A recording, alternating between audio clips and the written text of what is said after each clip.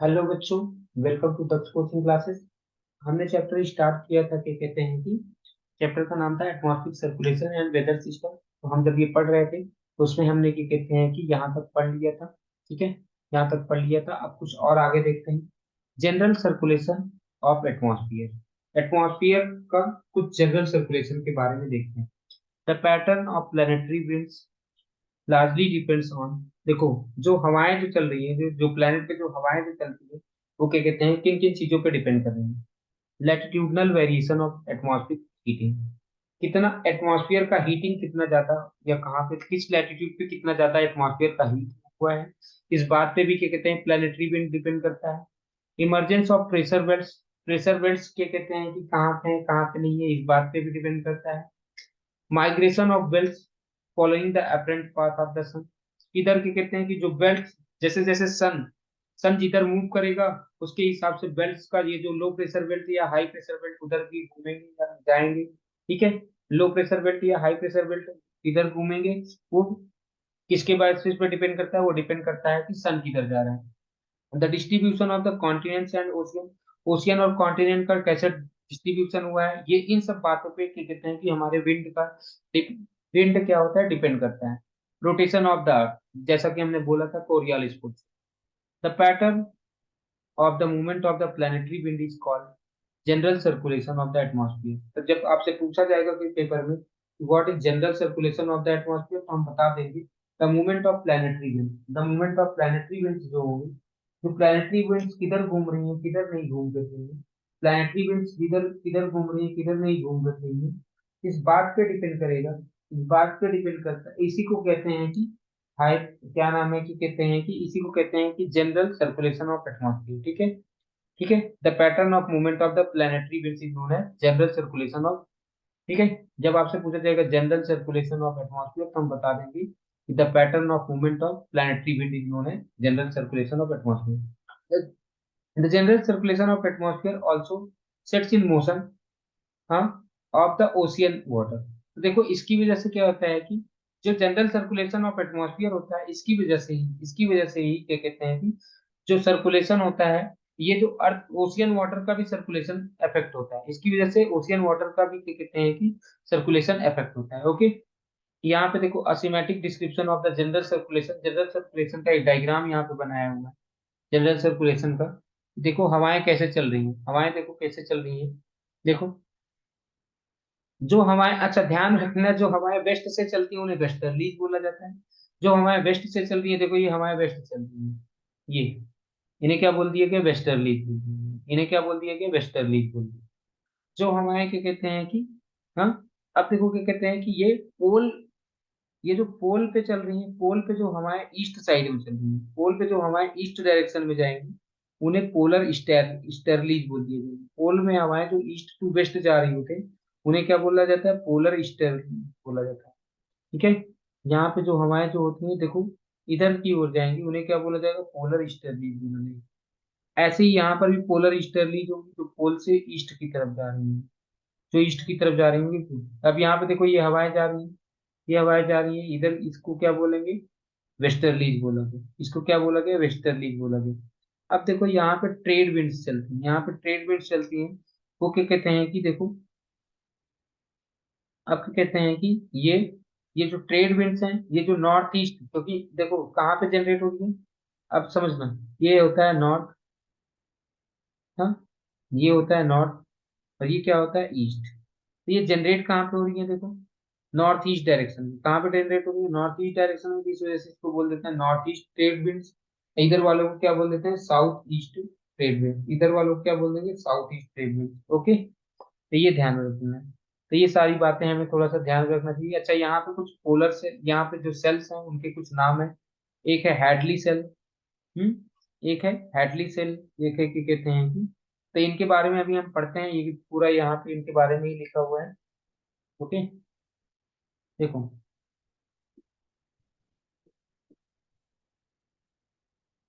अब यहाँ तक तो आपको समझ में आ चुका है, यहाँ तक आपको समझ में आ चुका है। देखो आईटीसीजेड कहाँ पे, यहाँ पे आईटीसीजेड तुम आपको इस डायग्राम में दिखा होगा। यहाँ पे देखो ये आईटीसीजेड, आईटीसीजेड, आईटीसीजेड का मतलब होता है हाँ, ITCZ का मतलब आप समझ लीजिए, ITCZ का फुल फॉर्म होता है ITCZ। ITCZ का मतलब होता है inter tropical convergence zone. Inter tropical convergence zone. Convergence नाम से ही पता चल रहा है कि यहाँ पे कन्वर्ज हो रही है। जब कन्वर्जेंस है तो इसका मतलब यहाँ पे लो प्रेशर एरिया हो। आईटी सीट जहाँ पे होंगे वो low pressure area. IT seat jet जहाँ पे होते हैं वो क्या होते हैं, लो प्रेशर एरिया। तो ये inter tropical convergence zone.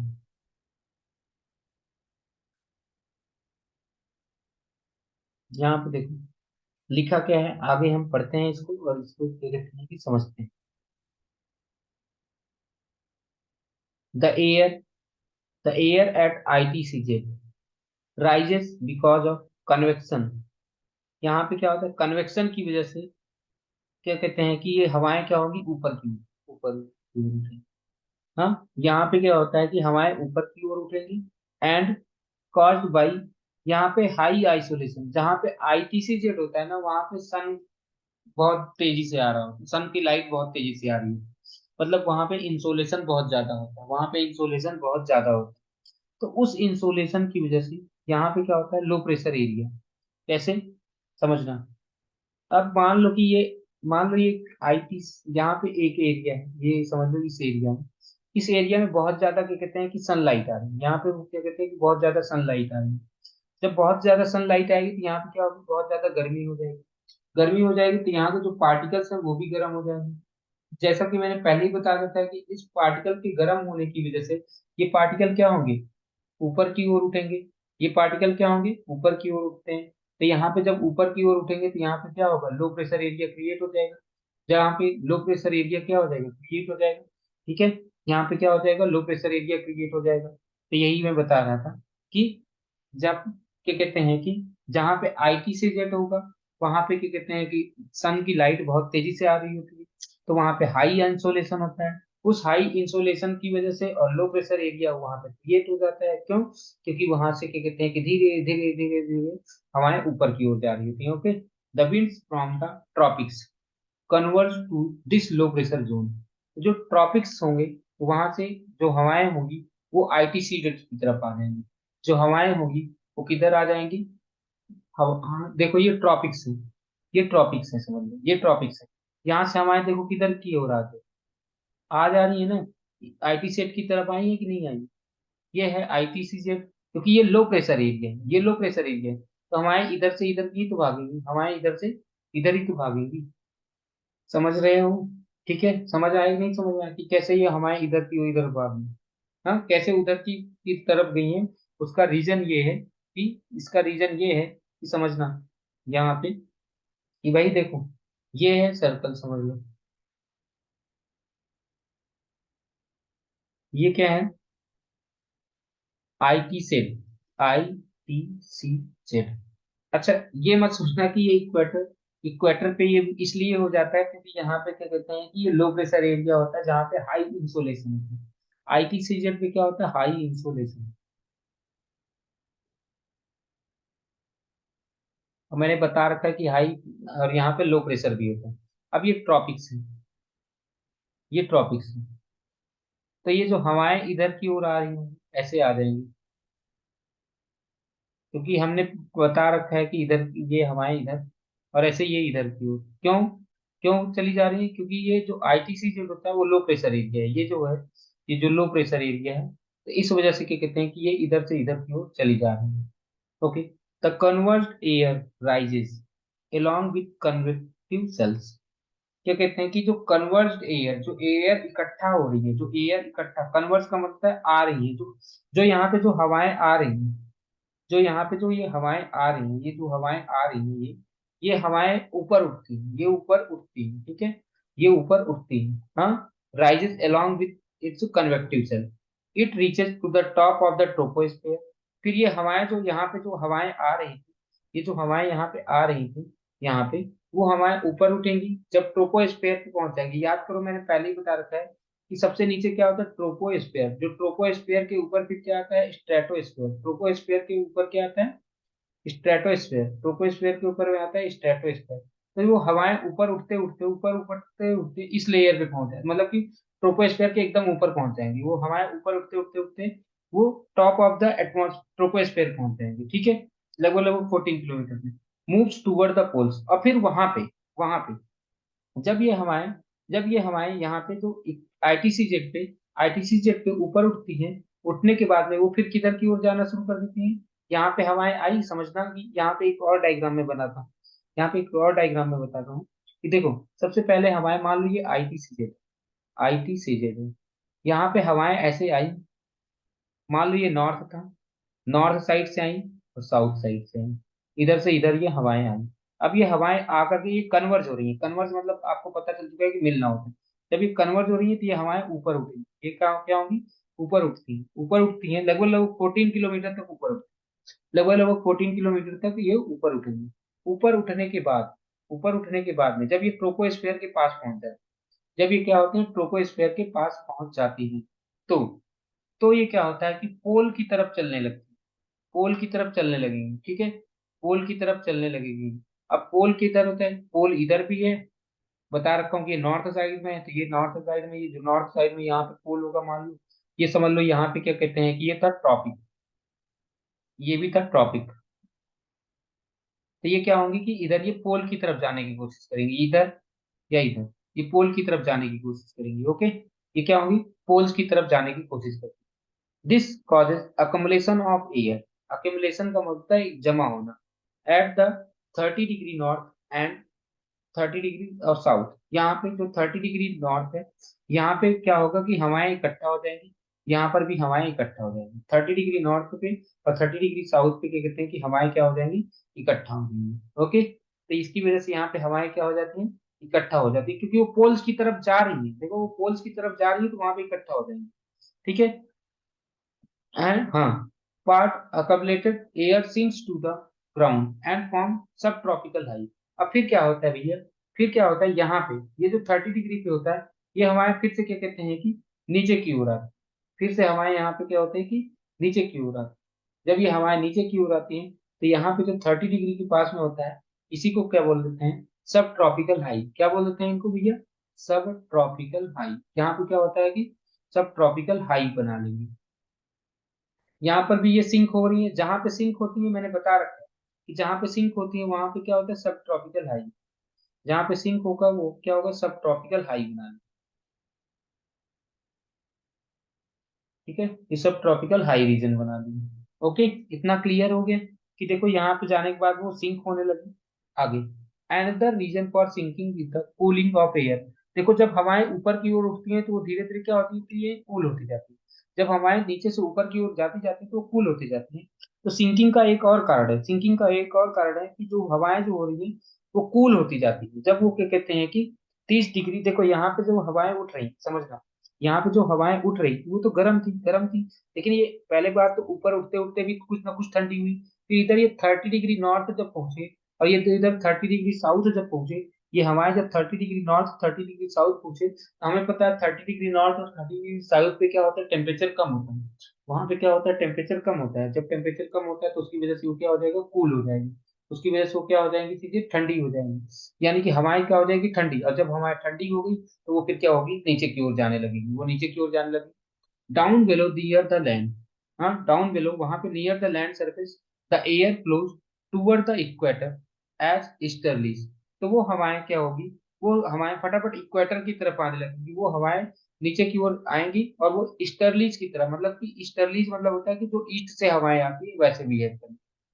And the easterlies from either side of the equator, वो इक्वेटर के चाहे वेस्ट मतलब साउथ में हो या नॉर्थ में, हाँ, वो क्या कहते हैं कि फिर से कहाँ पे कन्वर्ज होती है, आईटीसीजेड में कन्वर्ट हो जाती है। वो स्टर्लीज फिर से कन्वर्ट हो जाती है, ठीक है। तो इस डायग्राम को फिर से अब देखते हैं और अब समझने की कोशिश करते हैं। अब यहाँ पे समझने की कोशिश करते हैं कि क्या हो रहा है क्या नहीं। सबसे पहले क्या हुआ, देख, सबसे पहले यहाँ से हमारे ऊपर की ओर उठ रही है, यहाँ से हमारे ऊपर की ओर उठी, वो 15 मतलब कि लगभग लगभग 15 किलोमीटर तक ऊपर गई, 15 किलोमीटर तक ऊपर गई। फिर वो क्या होता है कि फिर वहां से क्या कहते हैं कि अब देखो मैं फिर से समझाने की कोशिश करता हूँ डायग्राम के थ्रू ही कि देखो सबसे पहले समझ लो कि ये ITCZ, यहाँ पे क्या कहते हैं कि ITCZ, हाँ, और ये समझ लो कि ये है ट्रॉपिक एरिया, ये भी ट्रॉपिक रीजन।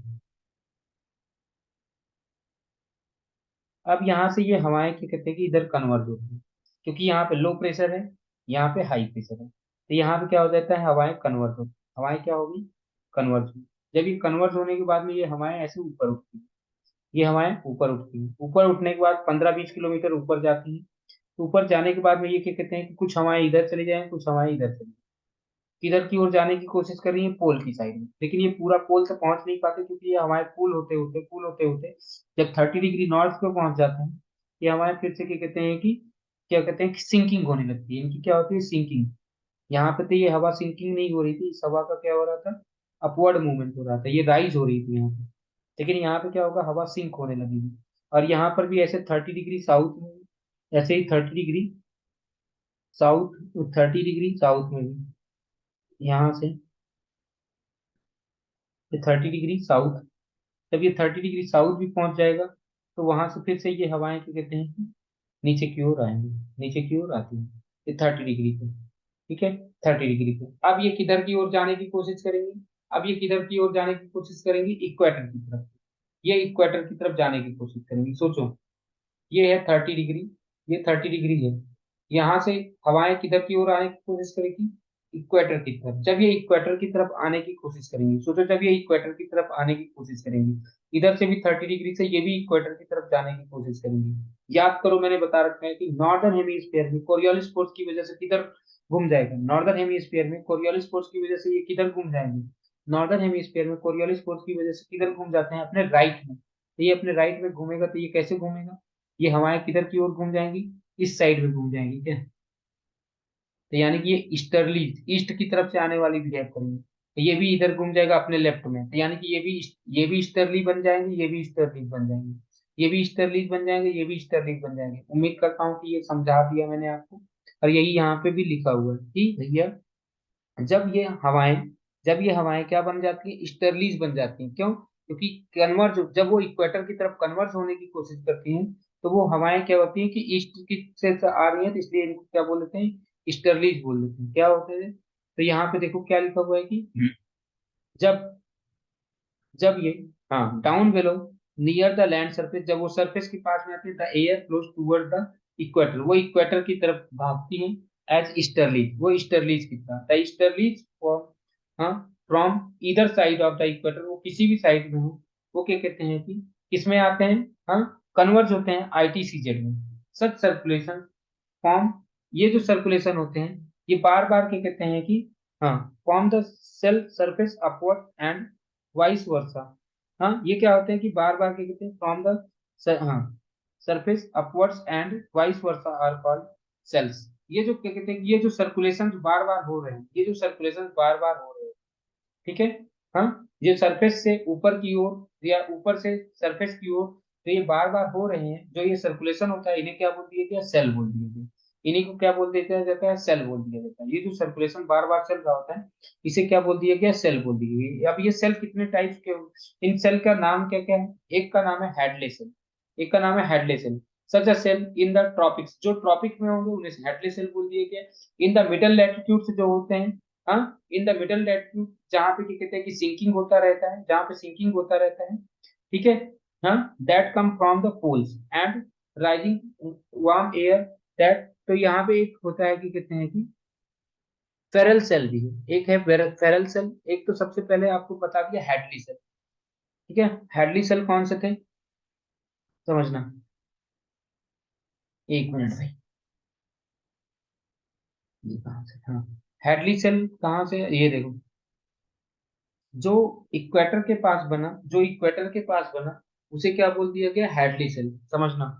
इस मैप को फिर से देखना, या मैं समझा रहा हूँ, यहाँ पे ये जो बना, ये वाला जो एरिया, इस एरिया को, इसको बोला गया हेडली सेल, हेडली सेल। फिर हेडली सेल के बाद में क्या होता है, हेडली सेल के बाद में इसके ऊपर क्या कहते हैं कि यहाँ पे सब ट्रॉपिकल हाई। ठीक है, समझना, याद करो मैंने शुरू में ही बताया था, याद करो मैंने शुरू में बताया था, चार चीजें बताई थी, या पिछले वीडियो में शायद बताया था कि सबसे पहला होता था लो प्रेशर इक्वेटर पे।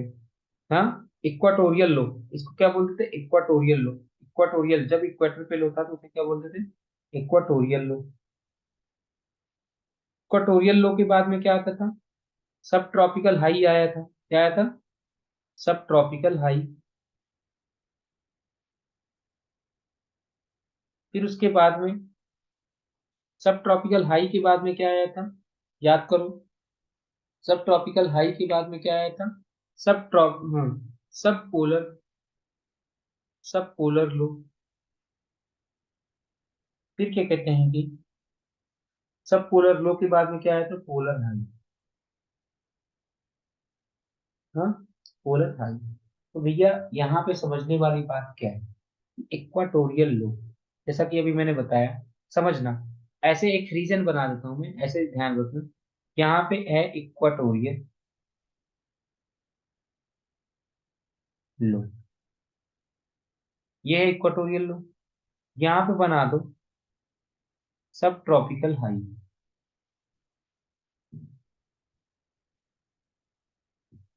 फिर उसके बाद में थोड़ा सा और आगे चले जाओ, सब पोलर लो, SPL, और ये क्या हो जाएगा, पोलर हाई। अब देखो, जब पोलर हाई है तो यहाँ पे क्या होगा, यहाँ पे देखो लो है, तो मैंने बताया था यहाँ पे क्या होता है कि राइज होगा, यहाँ पे हवाएं राइज होगी, ये हवा राइज होगी, यहाँ पे राइज होकर के हाई में क्या होता है, वो सिंक होती है, हवाई में क्या होता है वो, यहाँ पे मैंने बताया था पोल साइड में जाने की कोशिश करेंगे, यहाँ पे क्या होगा, सिंक होगा, यहाँ पे हवाएं क्या होगी, सिंक होगी। ऐसे ये सब पोलर लो है, यहाँ से भी हवाएं राइज होगी, और यहाँ से ये इधर जाने की कोशिश करेंगी, इधर जाने की कोशिश करेंगी, इधर आकर के फिर से ये सिंक होंगी, इधर आकर के सिंक होंगी, और ये फिर से इधर जाकर के क्या कहते हैं कि इधर जाकर के ये फिर से सिंक होगा। तो देखो भैया, यहाँ पे देखो, जहां जहां पे लो है वहां पे राइज हो रहा है। तो जो ये इक्वाटोरियल लो और सब ट्रॉपिकल हाई के बीच में जो सेल बनता है, उसे बोला गया फेरल सेल। उसको क्या बोला गया, फेरल, सॉरी हैटली सेल, उसे क्या बोला गया, हैटली सेल। उसे क्या बोला गया भैया, हैटली सेल। और जो सब ट्रॉपिकल हाई और सब पोलर लो के बीच में जो बन रहा होता है, इसे बोलते हैं, इसे बोलते हैं फेरल सेल। इसे क्या बोलते हैं, फेरल सेल, फेरल सेल। ठीक है। फिर उसके बाद में क्या कहते हैं कि जो सबसे ऊपर ये इस वाले चीज में SPL, मतलब कि सब पोलर लो, सब पोलर लो और पोलर हाई के बीच में जो बनता है उसे बोला गया पोलर सेल। तो तीन प्रकार के ये सेल हो गए। मुझे लग रहा है अभी भी नहीं समझ में आया, तो मैं फिर से समझाने की कोशिश करता हूँ, क्योंकि ये समझना बहुत जरूरी है। देखो भैया, मैंने अभी तक बता रखा है कि ऐसे समझना कि अगर इस पूरे मैप को, इस पूरे ग्लोब को मैं ऐसे डिवाइड कर देता हूँ, समझना, सबसे पहला जो पार्ट है, इसको, इस वाले पार्ट को मैं, जो ये वाला पार्ट है, इसको मैं बोल देता हूँ कि ये ITCZ, इसको मैं बोल देता हूँ कि ये ITCZ है। ठीक है, ये है ITCZ। ओके, ये है ITCZ। याद करो, ITCZ के बाद में क्या आ जाएगा, यहाँ पे एक दूसरा बना देता हूँ, इसको बोल देता हूँ, जो यहाँ पे जो बना, इसको मैं बोल देता हूँ STH। STH का मतलब भैया याद कर लो, सब ट्रॉपिकल हाई। जैसा कि ऊपर मैंने बताया था चार थे, ये सब ट्रॉपिकल हाई। फिर इसके बाद में क्या हो जाएगा, एक यहाँ पे समझ लो, यहाँ पे बन गया वो SPL। SPL का मतलब आपको पता ही चल चुका होगा सर, होगा सब पोलर लो। फिर यहाँ पे क्या कहते हैं कि ये हो जाएगा पोलर हाई। इसी तरीके से यहाँ पर भी, इसी तरीके से यहाँ पर भी भैया बना दो, एक बना दो STH, सब ट्रॉपिकल हाई।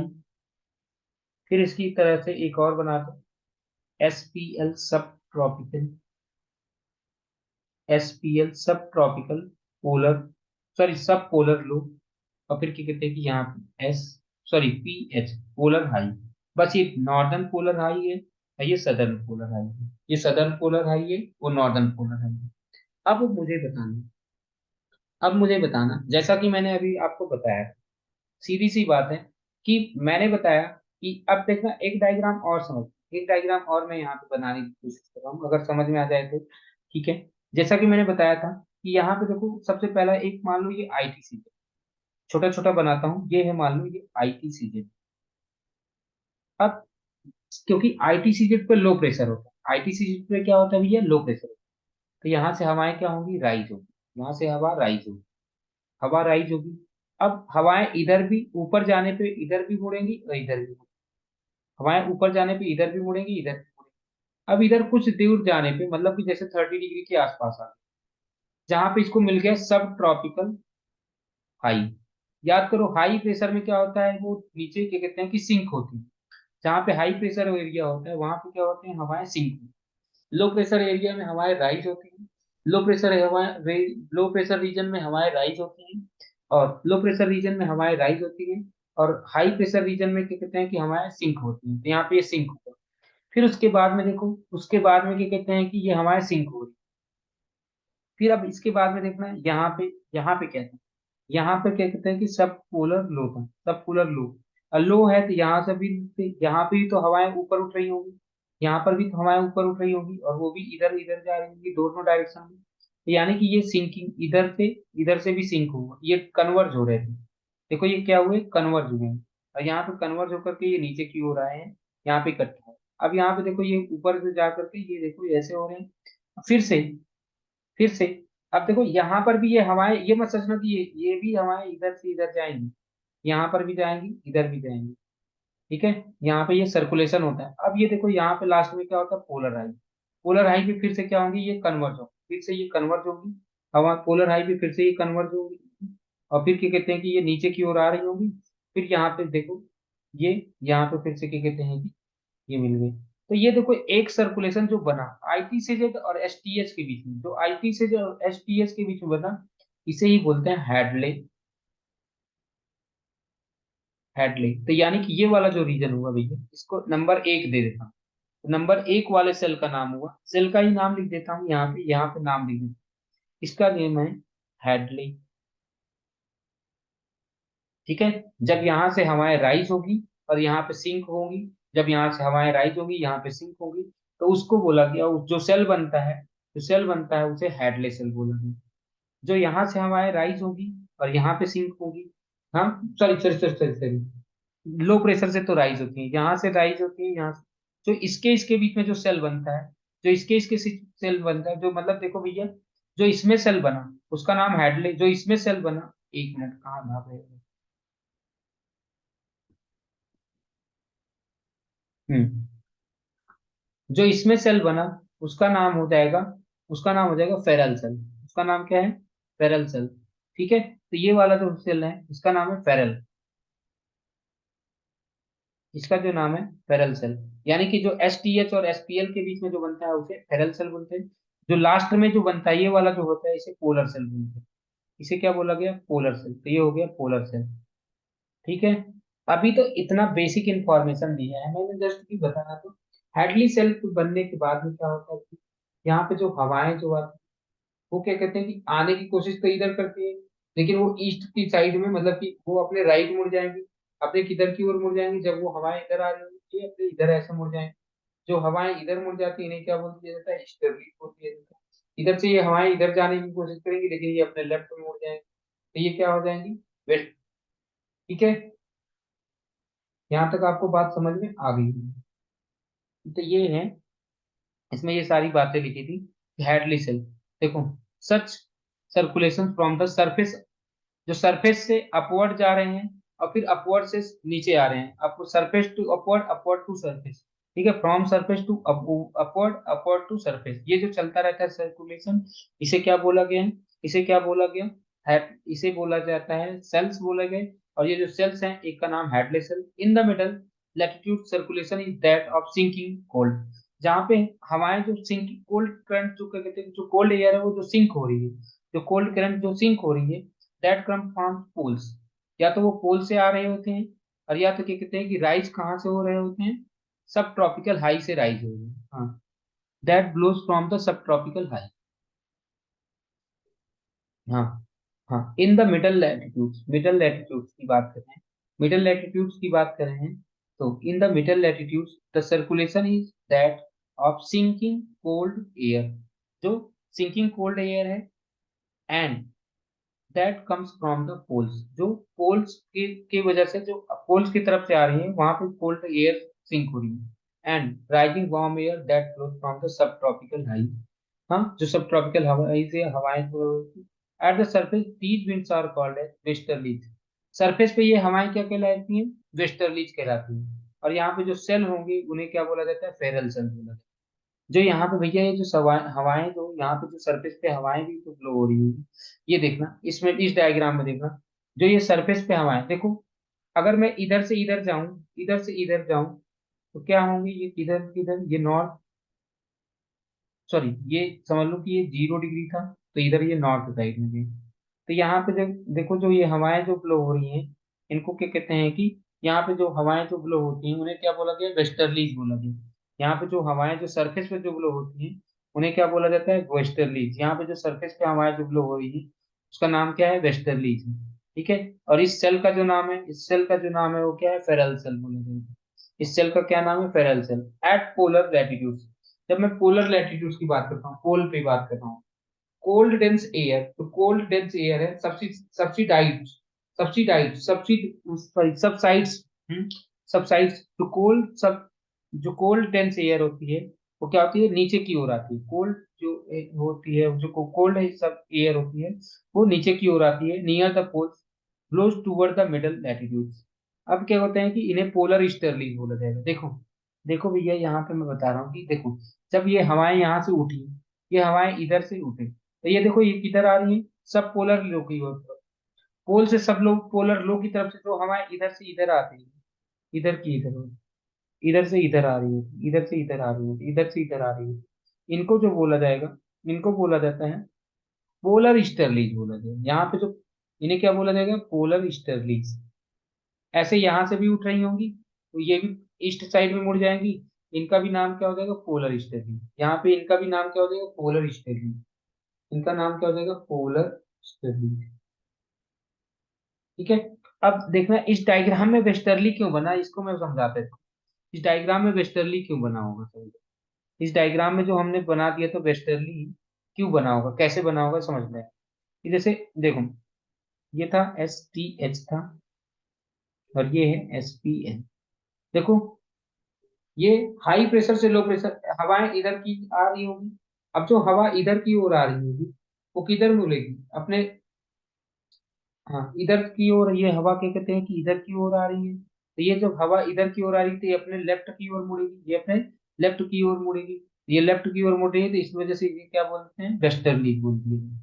और ये देखो, ये ईस्टर्ली, ईस्ट साइड में मुड़ रही है तो ईस्टर्ली बोल दिया गया। तो उम्मीद करता हूँ कि आपको ये सारी बातें समझ में आ गई होंगी। This cell is called polar cell. जो लास्ट वाला जो सेल था, लास्ट वाला सेल मतलब यहाँ पे ये वाला जो सेल था, इसे या इसे क्या बोलते थे? Polar cell. ये मैंने आपको पहले ही बता दिया। These three cells set the pattern for the general circulation of the atmosphere. यही जो तीन सेल्स होते हैं, यही जो तीन सेल्स हैं, यही general pattern of atmosphere, atmosphere के क्या कहते हैं कि जनरल पैटर्न को यही डिसाइड करते हैं। यानी कि यही क्या कहते हैं कि जनरल सर्कुलेशन ऑफ एटमॉस्फेयर को decide. The transfer of heat energy from lower latitudes, जो लोअर लैटिट्यूड से जो हीट का ट्रांसफर होता है हायर लैटिट्यूड में, वो किसकी वजह से मेंटेन होता है? जनरल सर्कुलेशन की वजह से। हाँ, ये जो सर्कुलर, जो जनरल सर्कुलेशन किसकी द्वारा मेंटेन हो रहा है? ये जो सर्कुलेशन किसकी वजह से मेंटेन हो रहा है? कि ये जो सर्कुलेशन मतलब जो फेरल सेल मेंटेन हो रहा है, जो फेरल सेल बना या हेडले सेल बना, ये सब किसकी वजह से मेंटेन हो रहा है? क्योंकि ट्रांसफर ऑफ हीट एनर्जी हो रही है, क्योंकि ट्रांसफर ऑफ हीट एनर्जी हो रही है, इसकी वजह से, क्योंकि ट्रांसफर ऑफ हीट एनर्जी हो रही है, हाँ, क्योंकि ट्रांसफर ऑफ हीट एनर्जी हो रही है, इसकी वजह से ये सेल भी मेंटेन है, ये भी सेल भी क्या है? मेंटेन है। The general circulation of the atmosphere also affect the ocean. जो ये जनरल सर्कुलेशन एटमॉस्फेयर का है, ये ओशियंस को भी अफेक्ट करता है, ये ओशियंस को भी अफेक्ट करता है। हाँ, the large scale winds of atmosphere initiate, हाँ, large and slow moving currents of the ocean. देखो, जब क्या कहते हैं कि बड़े, जब बहुत ज्यादा विंड्स फ्लो होंगी, जब एटमॉस्फेयर में बहुत ज्यादा विंड्स फ्लो होंगी, तो क्या होता है कि लार्ज और स्लो मूविंग करंट्स बनेंगी। बड़ी करंट्स बनेंगी लेकिन वो स्लो करंट्स होंगी, बड़ी होंगी लेकिन वो स्लो होंगी। Ocean in turn provide input of energy and water vapour into the air. और इसकी वजह से क्या होता है, इसकी वजह से क्या कहते हैं कि जो वाटर वेपर होते हैं वो धीरे धीरे एयर में ऐड होते हैं। इनकी वजह से क्या होता है कि वाटर वेपर जो होता है वो ऊपर एयर में ऐड होते हैं। These interaction take place rather slowly very over a large part of the ocean. ये जो जो ओशियन जो यानी कि जो ओशियन जो उनको क्या कहते हैं कि ओशियन जो क्या कहते हैं कि उनको क्या कहते हैं वाटर वेपर जो हवाओं को देते हैं, जो हवाओं को वाटर वेपर देते हैं वो बहुत स्लोली प्रोसेस होता है। वो बहुत क्या होता है, प्रोसेस स्लोली होता है। ठीक है। अब देखो कैसे ये जनरल जनरल एटमॉस्फेरिक सर्कुलेशन और इसका इफेक्ट ओशियन के ऊपर कैसे पड़ता है। जनरल एटमॉस्फेरिक सर्कुलेशन का और क्या कहते हैं कि इसका इफेक्ट कैसे ओशियन पे पड़ता है ये समझ। Warming and cooling of the Pacific ocean is most important in terms of general atmospheric circulation. देखो जनरल एटमॉस्फेरिक सर्कुलेशन की वजह से क्या होता है कि जो पैसिफिक ओशियन होता है वो ठंडा और गर्म होगा।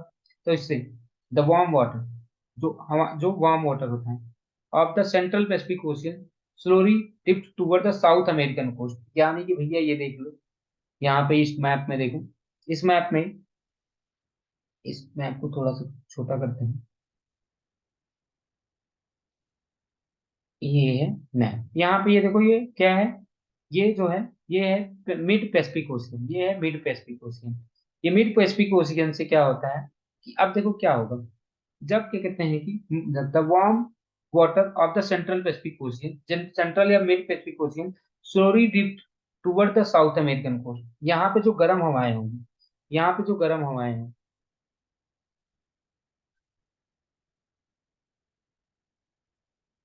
हाँ यहाँ पे जो गर्म हवाएं होंगी, वो गर्म हवाएं क्या कहते हैं कि या यानी कि जो गर्म पानी है, जो गर्म पानी है यहाँ पे, जो पानी गर्म हो रहा होगा वो इधर की ओर है, यहाँ पे जाना शुरू होते हैं। इधर जाना हो तो शुरू होता है इस कोस्ट पे, यानी कि साउथ अमेरिका, ये साउथ अमेरिका है ना, साउथ अमेरिका की कोस्ट की ओर जाने की कोशिश करता है आगे। हाँ एंड रिप्लेसेस कूल पेरिवियन करंट। याद करो, तो मैंने जब करंट वाला ओशियन करंट वाला चैप्टर पढ़ाया था तो उसमें मैंने बताया था, ओशियन करंट वाले चैप्टर में बताया था, यहाँ पे जो करंट होती है उसे क्या नाम होता है, उसका नाम है पेरुवियन करंट। यहाँ पे जो करंट जो फ्लो होती है उसका क्या नाम होता है, पेरुवियन करंट। वो जो पेरुवियन करंट होता है वो कूल होता है। जो पेरुवियन करंट है वो क्या है, कूल करंट है। उस कूल करंट को क्या कहते हैं कि वहां पे जो यहाँ से अब वार्म वाटर आ रहा है, यहाँ से वार्म वाटर आएगा और ये कूल जा रहा है, तो यानी कि ये क्या करते हैं कि इसको क्या करते हैं, रिप्लेस कर देते हैं। Such appearance is warm water of the coast Peru is known as El Nino.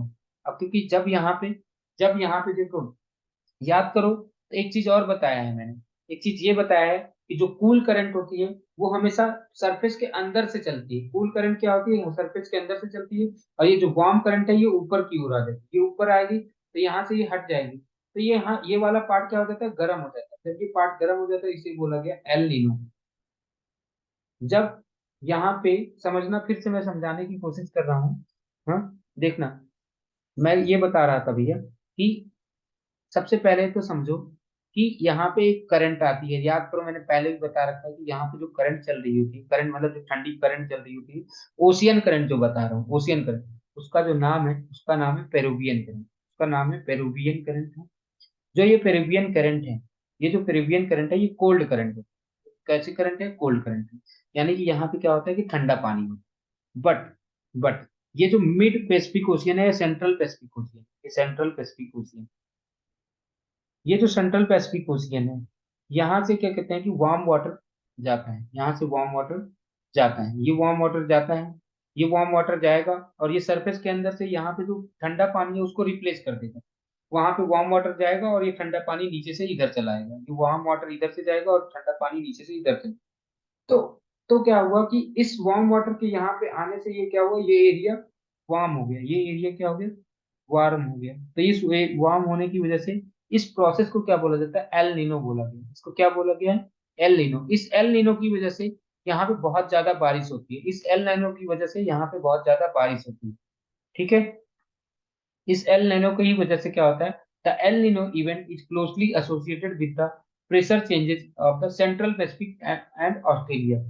अच्छा ये ध्यान रखना भैया कि जो एल नीनो जो हो रहा है, ये जो एल नीनो हुआ वो किसकी वजह से हुआ, due to change in pressure. कहाँ पे, अगर आपको क्या कहते हैं कि ये मैप में देखो, इस मैप को मैं आपको फिर से दिखाता हूँ।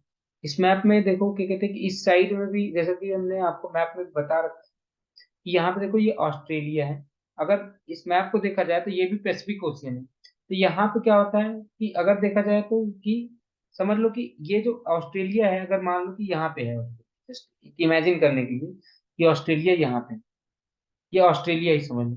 तो यहाँ पे जो प्रेशर क्या होता है, यहाँ पे क्या होता है, प्रेशर ज्यादा होता है। यहाँ पे क्या होता है, प्रेशर, यहाँ पे क्या होता है, प्रेशर लो होता है। यहाँ पे क्या कहते हैं कि प्रेशर, एक मिनट, हाँ, ये जो एल नीनो इफेक्ट आता है वो किसकी वजह से आता है, with pressure changes of the central Pacific and Australia, यहाँ का जो प्रेशर चेंज हो गया, प्रेशर चेंज की वजह से आता है। The change in pressure condition over Pacific known as Southern Oscillation. तो यहाँ पे देखो भैया, यहाँ पे जो चेंज इन प्रेशर हो रहा है, तो यहाँ पे जो चेंज इन प्रेशर हो रहा है, ये जो यहाँ पे जो चेंज इन प्रेशर मैंने बताया ना, यहाँ पे जो प्रेशर चेंज, अच्छा ये जो हवाएं यहाँ पे जा रही हैं, जो गर्म पानी जो जा रहा है, वो किसकी वजह से होता है, चेंज इन प्रेशर की वजह से होता है। और जो यहाँ पे जो चेंज इन प्रेशर हुआ, जो चेंज इन प्रेशर हो रहा है बार बार, उसे क्या बोला जाता है, सदर्न ऑसिलेशन। उसे क्या बोला गया, सदर्न ऑसिलेशन बोला गया। द कंबाइंड फेनोमिनन, जो एनसो, एनसो का फुल फॉर्म क्या होता है, एनसो कहीं पर लिखा हुआ मिल जाए आपको तो इसका मतलब होता है एल नीनो, एनसो, एनसो का मतलब होता है एल नीनो सदर्न ऑसिलेशन।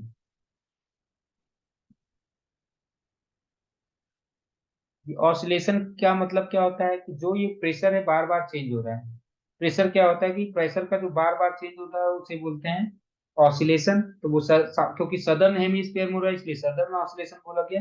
और ये एल नीनो क्यों है, क्योंकि वो टेम्परेचर वहां पर चेंज हो जा रहा है, तो इस वजह से इसको बोल दिया El Nino southern oscillation. In the years when ENSO is strong, जब एनसो ज्यादा होगा, मतलब कि एनसो मतलब हुआ कि ये कहते हैं कि एल नीनो सदर्न ऑसिलेशन जब ज्यादा स्ट्रांग होगा, large scale variation in the weather occur over the world, इसकी वजह से बहुत ज्यादा वेदर्स में चेंजेस आते हैं, इसकी वजह से वेदर में बहुत ज्यादा चेंजेस आते हैं। हाँ, the arid west coast of the South America receives heavy rainfall. मैंने बताया कि एल नीनो की वजह से क्या होता है, एल नीनो की वजह से क्या होता है, इस वाले रीजन में बहुत ज्यादा बारिश होती है। जो ये चिले पेरू आपको ये दिखाई दे रहा है यहाँ पे, तो चिले और पेरू ये दिखाई दे रहे हैं, यहाँ पे जो छोटे छोटे जो देश हैं, यहाँ पे क्या कहते हैं कि बहुत ज्यादा बारिश होती है। वैसे तो यहाँ पे बारिश नहीं होती, लेकिन यहाँ पे इसकी वजह से क्या, एल नीनो की वजह से बहुत ज्यादा बारिश होती है, एल नीनो की वजह से यहाँ पे बहुत ज्यादा बारिश होती है। एंड इसकी वजह से ऑस्ट्रेलिया में ड्रॉट आ जाता है, इसकी वजह से ऑस्ट्रेलिया में ड्रॉट आ जाता है। और कभी कभी तो इंडिया और चाइना में इसकी वजह से क्या कहते हैं, फ्लड भी आ रहे हैं।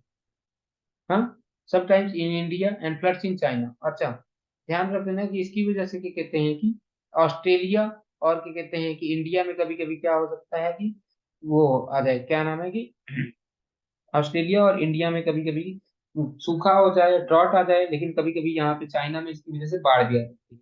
This phenomenon is closely monitored and is used for long range forecasting। ये वेदर फोरकास्टिंग में ये phenomenon बहुत ही हेल्प करता है। उस फेनोमेनन का क्या नाम है, उस फेनोमेनन का क्या नाम है एनसो। एनसो का मतलब होता है कि कहते हैं कि एनसो का मतलब क्या बताया भैया, कि El Nino southern oscillation. Okay, इसकी वजह से क्या कहते हैं कि ये फेरल सेल वगैरह इन्हीं सब की वजह से होता है। ये जनरल सर्कुलेशन कैसे मतलब अफेक्ट कर रहा है बारिश वारिश को, इससे ये पता चलता है। अब अगला जो टॉपिक है हमारा है सीजनल विंड्स। अगला जो टॉपिक है हमारा वो है सीजनल विंड। सीजनल विंड का मतलब होता है जो पर्टिकुलर सीजन में ही फ्लो होंगे। The pattern of wind circulation is modified in different seasons. अलग अलग सीजन में विंड का पैटर्न क्या होता है, बदल जाता है। हाँ, due to shifting of the, हाँ, रीजन्स ऑफ मैक्सिमम हीटिंग, वो मैक्सिमम हीटिंग या प्रेशर या विंड बेल्ट, इन तीनों की वजह से कहाँ पे हीटिंग ज्यादा हो रही है, कहाँ पे प्रेशर ज्यादा है या नहीं, और विंड बेल्ट कैसे हैं, इसके बेसिस पे क्या कहते हैं कि जो विंड का जो पैटर्न होता है हर सीजन में बदल जाता है।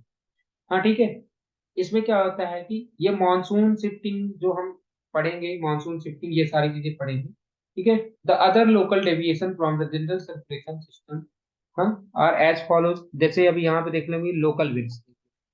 लोकल विंड्स क्या होते हैं, differences in the heating and the cooling of the earth's surface and cycles those developed daily or annually can create several common or local regional winds।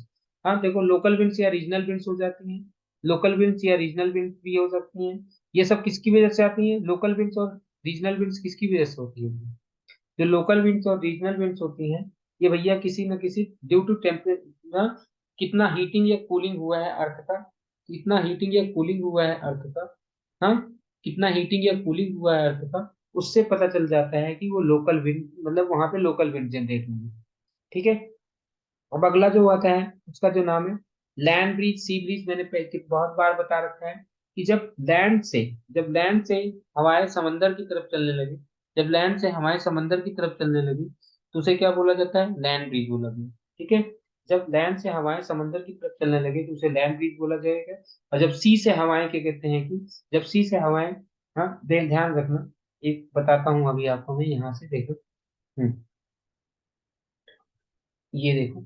अब मान लो कि ये क्या कहते हैं कि ये लैंड है, और यहाँ पे क्या कहते हैं कि पानी है, ये सी है,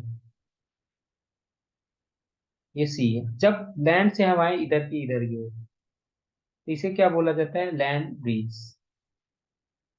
ठीक है। और जब हवाएं सी से, अब मान लो कि फिर से वही, जो हवाएं क्या कहते हैं कि इधर से इधर चलेंगी, सी से लैंड की तरफ, उसे सी ब्रीज बोला जाता है। ठीक है। तो सी ब्रीज लैंड ब्रीज समझ में आ गया होगा क्या। मैंने बोला जब सी टू लैंड जा रहा होगा, सी टू लैंड, सी से लैंड जा रहा होगा हवा, तो उसे क्या बोला जाता है, सी ब्रीज।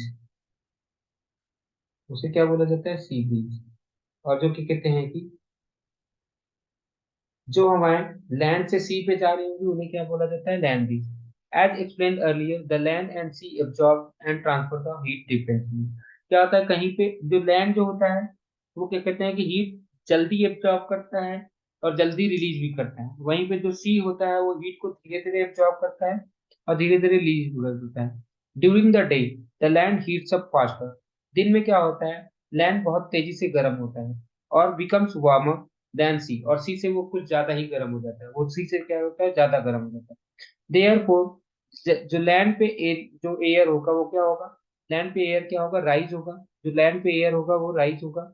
यहाँ पे देखो ये डायग्राम भी बना हुआ है, इसको मैं समझाता हूँ आपको कैसे चल रहा है। हम्म,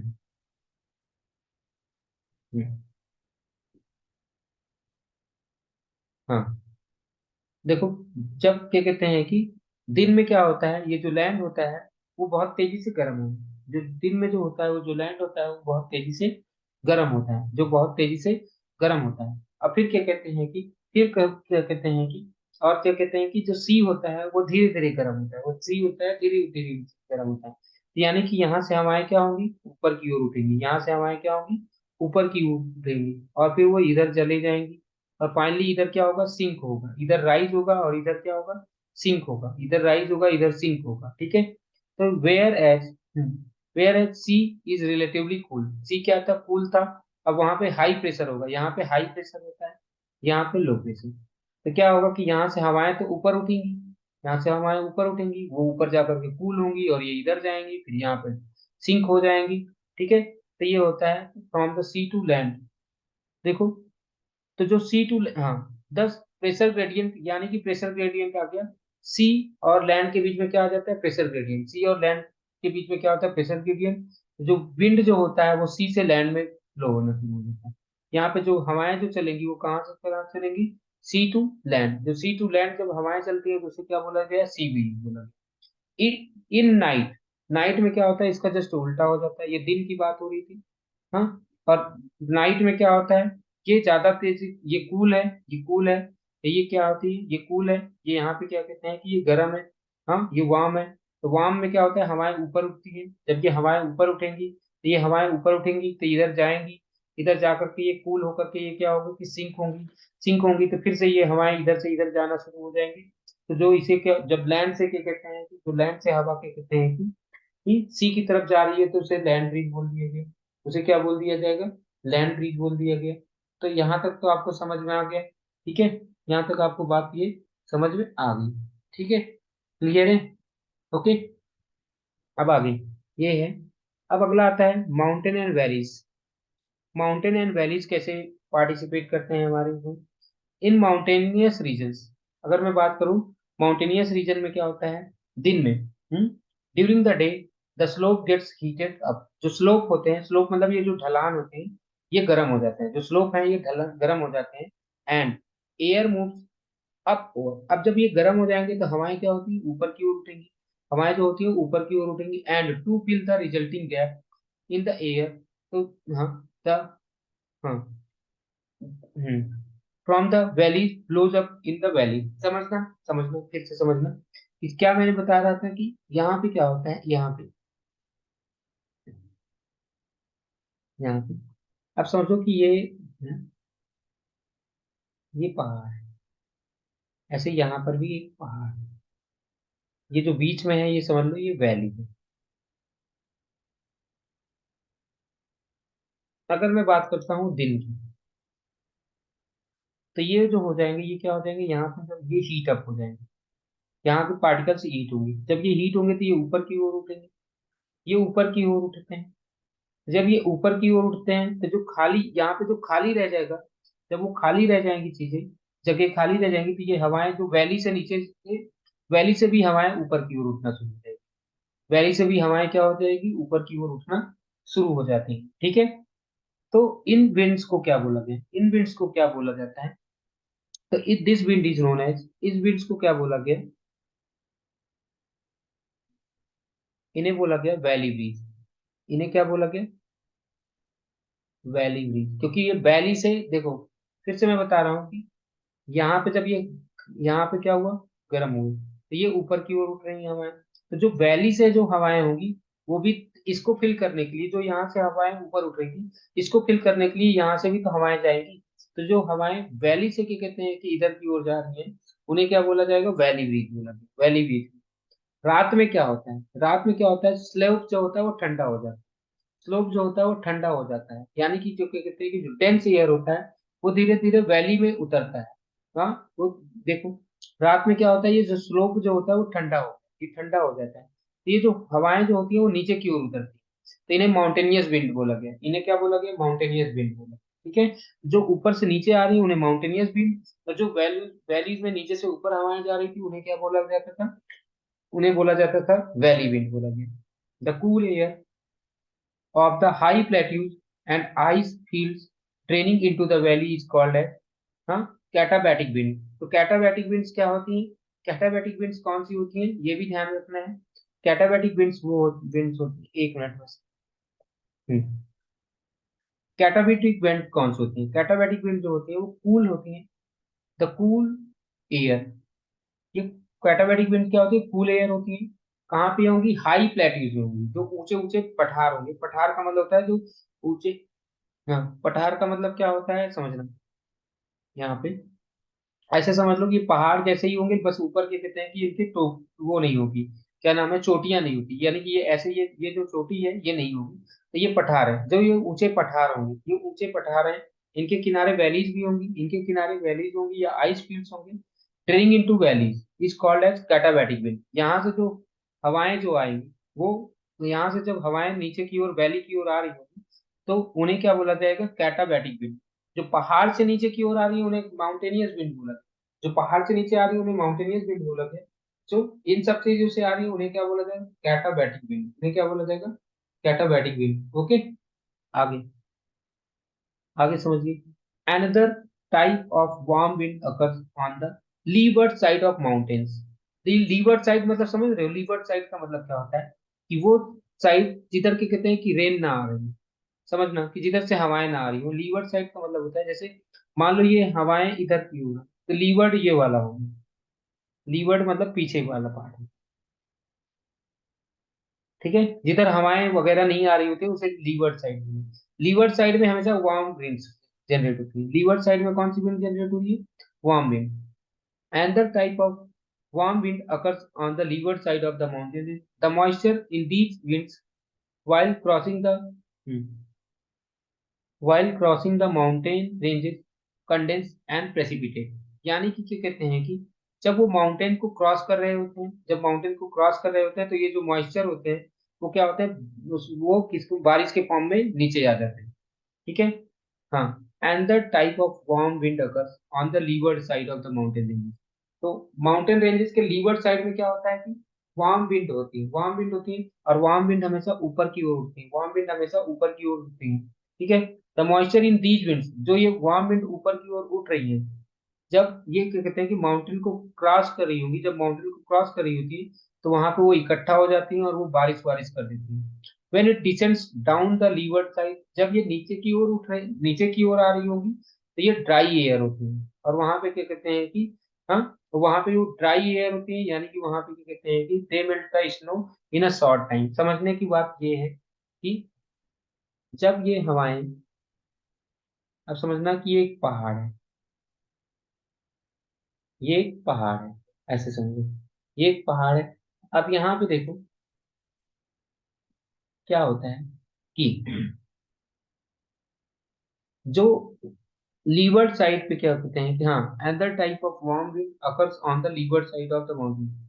अब ये हवाएं ऊपर की ओर उठ रही हैं, ऐसे उठ रही होंगी, ये वार्म विंड है।